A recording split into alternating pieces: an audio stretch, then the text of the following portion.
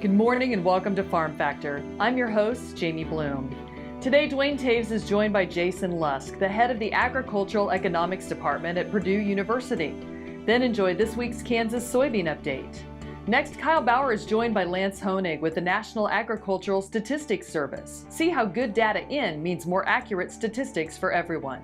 Then learn why it is so important to market beef if you're in the grocery business. And we'll end with Plain Talk featuring Kyle and Dwayne. Stay with us.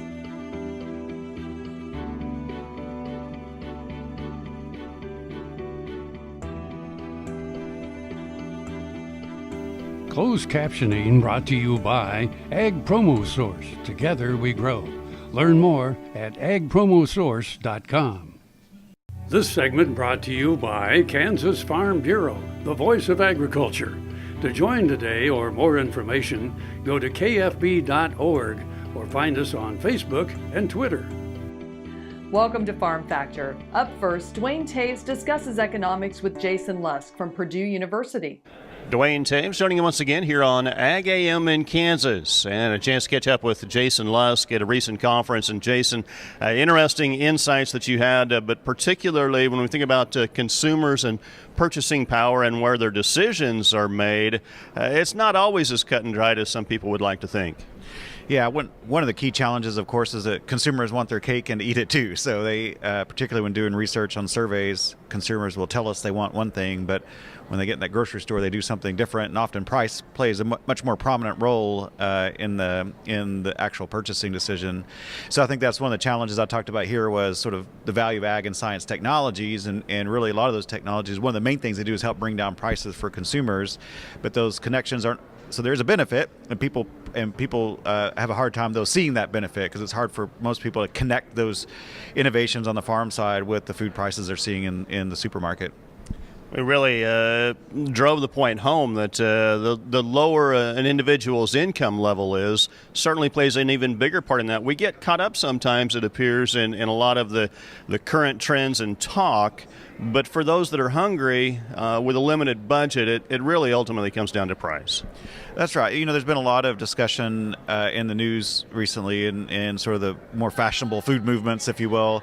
But I think what we have to take a step back and realize is who are the people communicating for those ideas? And often it's people that have more disposable income. They have the ability to pay a little more for food. They have the ability to influence food politics, and they have the ability to influence media discussions on these topics. So I think there's a bit of a misrepresentation in terms of what we read a lot in terms of the food world versus what actually happens on the ground. And you're right. You look at, for example, the percentage of income that people spend on food. For high-income folks, it's less than 10% of the income. For low-income folks, it could be 20, 30, 40% sometimes of those incomes. So I think that poses a real challenge. There's a lot of what we read and it's sort of influence about food is coming from a particular set of consumers that frankly are a little more well off than folks sort of lower on the socioeconomic end of the spectrum. So I think it's important to think about the impacts, particularly of food policies that affect not just the prices I pay, but prices you pay as well.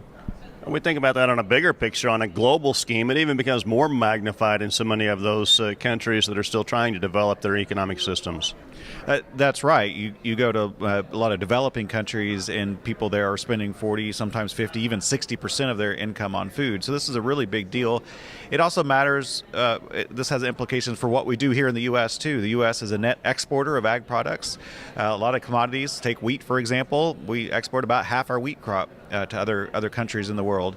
And so what we do here, what technologies we allow, what policies we pursue, it affects not just people here in this country, but for consumers all over the world. One of the trends, though, that really is undeniable is that it appears that more consumers are wanting to know more about the food they consume, and that's not a bad thing.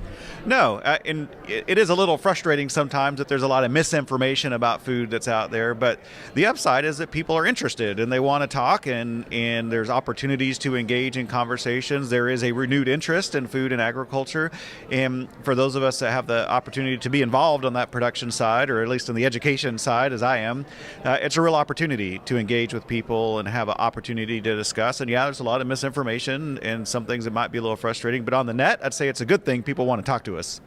Well, Jason, thanks so much for joining us here on Ag AM in Kansas. Jamie, we'll send it back to you. Thanks, Dwayne. Be sure to come back after these messages for this week's Kansas soybean update.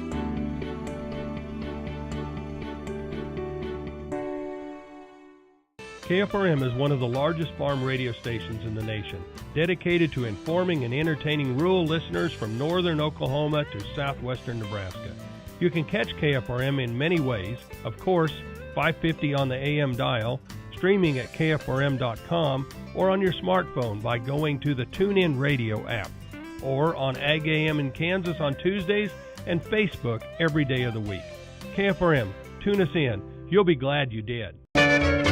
Ag Promo Source is a unique group of marketing specialists with one mission: help your ag business grow. Each affiliate has their own area of expertise, and they work together to bring you advice, products, and services. To get started, visit agpromosource.com. Ag Promo Source. Together we grow. This segment is brought to you by the Kansas Soybean Commission. The Soybean Checkoff. Progress powered by Kansas farmers. Welcome back. It's time for this week's Kansas Soybean Update.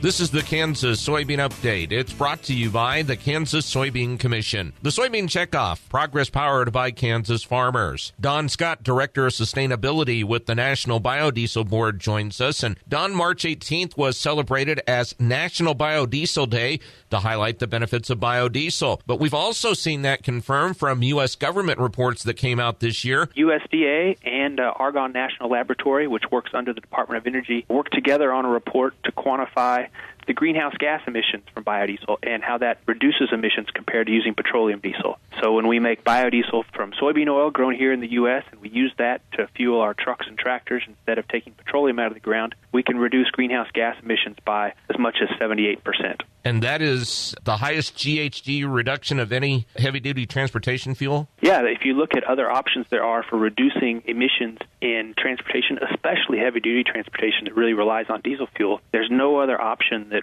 delivers that much greenhouse gas reduction, and certainly no other option that delivers it at such a low cost. Don, this is all part of the continuing studies that the Argonne National Laboratory has done on biodiesel. Something that they've been studying for almost 2 decades now.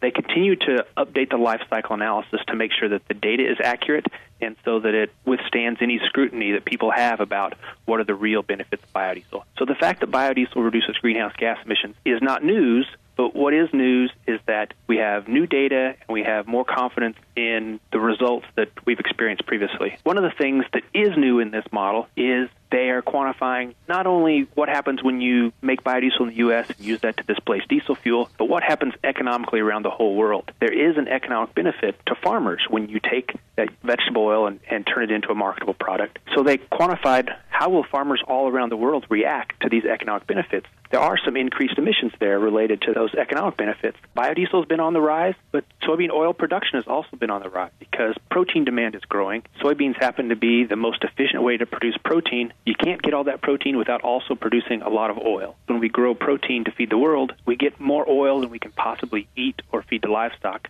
So we need to find industrial uses for it. Soybean oil is made to make about a half of the biodiesel that's made in the U.S., and the other part of biodiesel is made from things like used cooking oil and animal fats. So we continue to diversify, but we owe it all to the farmers that really started this industry and the farmers that we rely on for the most significant portion of our feedstock. That's Don Scott, Director of Sustainability with the National Biodiesel Board, as he joins us on the Kansas Soybean Update. It's brought to you by the Kansas Soybean Commission. The Soybean Checkoff, progress powered by Kansas farmers. Learn more at kansassoybeans.org. For Kansas Soybeans, I'm Greg Akagi.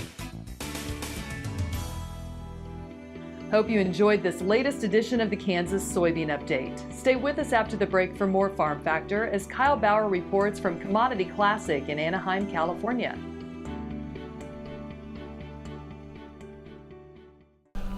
What if U.S. soybean oil were an industry sensation? If end users started asking for it by name?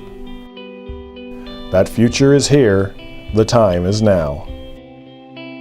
To meet customer demands, the Soybean Checkoff is investing in varieties that produce oil with increased functionality. A message from the Kansas Soybean Commission, the Soybean Checkoff.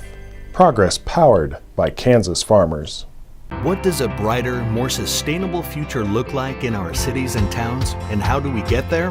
When New York needed an alternative fuel source to reduce carbon emissions, the city found what it needed in biodiesel made from U.S. soybean oil. Hi, I'm Randy. And I'm Paul from PFI. We would like to personally invite you to stop by PFI, home of Boot Daddies. PFI is America's Western store, covering over 50,000 square feet. Over 25,000 boots. Visit Saddle City with the largest selection of saddles and tack anywhere. A huge selection of hats at Big Spur Hat Company in PFI Town. And choose from the best brands of clothing and accessories for the entire family. PFI, located on Highway 65 at the Battlefield exit in Springfield. And I'm not kidding. Valley Vet Supply is devoted to providing information and professional quality products at reasonable prices. Valley Vet Supply. This segment brought to you by Sure Crop, liquid crop nutrition delivered right to your farm.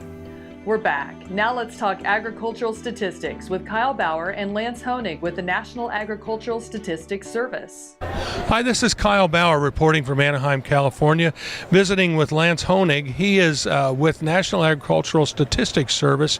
That's a division of USDA. Why does USDA have a NASS office? Well, NASS is the statistical arm of USDA, so we're responsible for all of the statistical work that's done at USDA, specifically on the domestic side of things. So we're estimating all of the crops, livestock, economic information for producers across the country, providing that unbiased information on an ongoing, regular basis so that folks can make informed decisions, both within USDA and outside of USDA, our congressional representation, everyone. All these decisions that get made, we need to make sure that they're basing it on good, solid information, and that's what we provide. And how long has NASS been involved from the federal government standpoint? NASS has been around for more than 100 years under, we've had some name changes along the way, but essentially our mission has stayed the same throughout that time frame, providing that timely, unbiased information. Certainly, I don't think a lot of people realize all the implications of that, and we have to do our part in gathering that information. In other words, when you contact us, it's really important that we give you that information because it has implications all through the economy. Well, it does, and if you think about what's going on right now, there's a lot of work being done on the next farm bill. And obviously, to make good decisions about putting good policies in place, we need to have accurate information about what's going on the farms today. And that's where NASS gets its information, as you mentioned, from the farmers. We're largely a survey-based organization, which means we're reaching out to farmers, constantly gathering the information, because who's going to know better what's going on the farm than the farmer themselves? So that's who we talk to. That's where we gather our information. And, the vast majority of the survey work we do is voluntary. So we are relying on farmers to, take the time out of their busy schedules and provide that information to us so that we can provide useful data back to them. So how do you work in tandem with state statistical services? Well, we really, as I mentioned, we're the federal statistical arm. We have close working relationships with the various state departments of agriculture. We do most of the statistical work for them as well, or on their behalf. Maybe not everything, but certainly work closely with them, because we want to make sure that we don't duplicate efforts. So we work closely with them as well as other federal agencies, other units within USDA, to make sure that we're as efficient as we can be, not only for ourselves, but with the producer's time as well. And time is an issue on that. And so normally to catch the producers, you may call in the evenings even. Absolutely. I mean, obviously, if we're going to make contact with producers, we've got to try to find them when it's convenient for them. And sometimes the best time is a night in the evening. It might be on a weekend. So we're going to try to tailor our work around what works best for them. Now we have a census coming up. You're involved with that as well? Yeah, NASS conducts the 5-year Census of Agriculture as well. We're right in the middle of it right now. All those forms were mailed out back in December. We're about halfway through data collection at this point. We mail out, somewhere in the neighborhood of 3 million census forms. We know there's, a lot of information to gather there. It's a fairly long form, is required by law.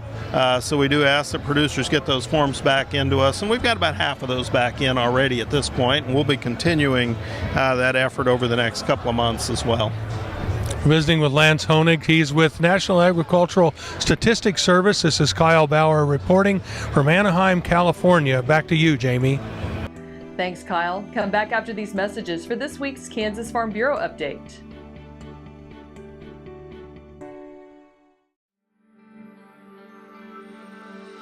Welcome to Western Kansas Wildlife Travel Center, right here in Oakley, Kansas on I-70 at exit 76. I-70, after all, is America's Main Street, and we're right here on Main Street for you. Now that I'm an Oakley resident, I still come in almost every day, and I sit and listen to the conversations of the people around me. You know, the guys who are talking about the big elk they just bagged, or the folks who are taking their kid to college for the first time. People just traveling up and down the highway. Real people, just like you and me. And they find just what I find here, real people to serve them. There's history, there's scenery. We hope you'll stop and see us soon. Welcome to Oakley.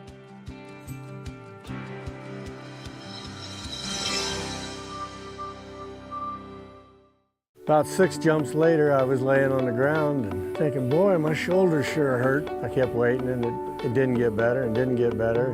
I'd heard about Kansas Regenerative Medicine Center on the radio. Got down there at 8 o'clock in the morning, and by 11:30, the procedure was all over, and it just kept getting better and better. And within 6 weeks, I was back digging post holes and doing the other hard work that I'd been doing before the accident. And I'm really pleased. It's really worked out well for me. This segment brought to you by Kansas Farm Bureau, the voice of agriculture. To join today or more information, go to kfb.org or find us on Facebook and Twitter. Welcome back to Farm Factor and the Kansas Farm Bureau update. In the grocery business, meat is more challenging to market, but the rewards for doing it well can be worth it.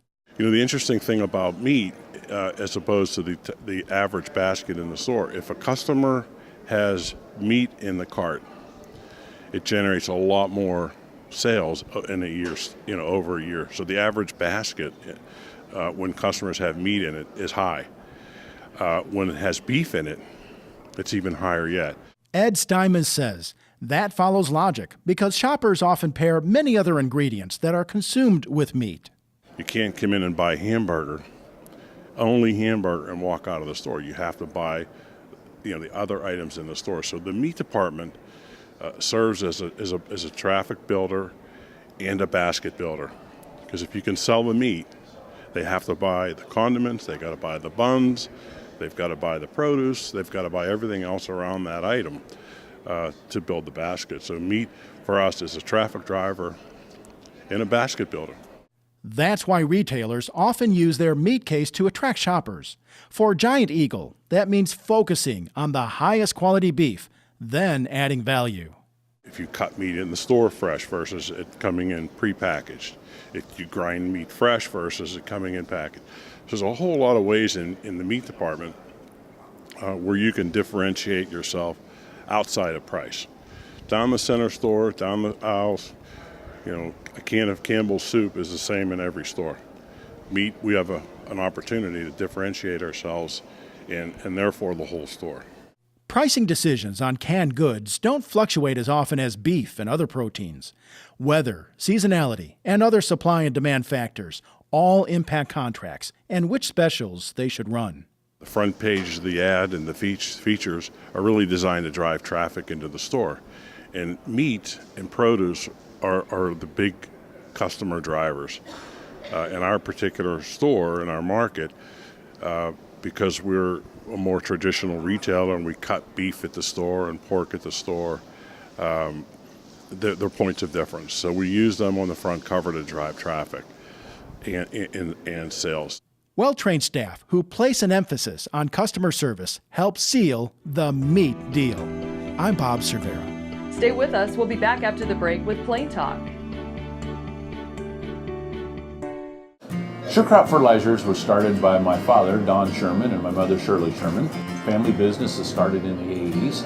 We predominantly focus on plant nutrients and what we can do to give growers better responses with the fertilizer dollars that they do, and what we can do to make those things work better for the grower. We're based out of Seneca, Kansas. We work with growers in their soil analysis to figure out what they need, and then we can put those in a blend that gives them the best results, and so that we can deliver that direct to their farm so that they have those nutrients where they need them, when they need them, and so that they can apply them in a manner that's very efficient to them and works well in their planting systems and what they're doing. Sure Crop Fertilizers has been around for a long time. We always say we're big enough to take care of everything you need, but yet we're small enough to do it quickly. You can get a hold of us at 1-800-635-4743. Our website is surecropfertilizers.com, and you can always email me at Corey@surecropfertilizers.com, and with any questions you have, we're glad to answer it and work with you.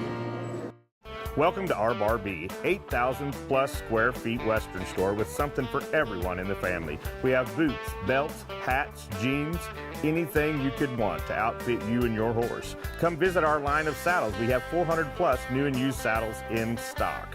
We offer tack, grooming supplies, headstalls, breast collars, you name it, we've got it for you and your horse. That's our Bar B, 1 mile east of Highway 4 on Northeast 39th. Our Bar B, where Western is a way of life. This segment brought to you by Kansas Corn. Learn more at kscorn.com. Welcome back. Now let's see what Kyle and Dwayne are up to on Plain Talk. Hi, this is Kyle Bauer with Plain Talk with Dwayne Taves. Kyle Bauer, your fact or fiction question of the day. Women smell better than men. Fact or fiction?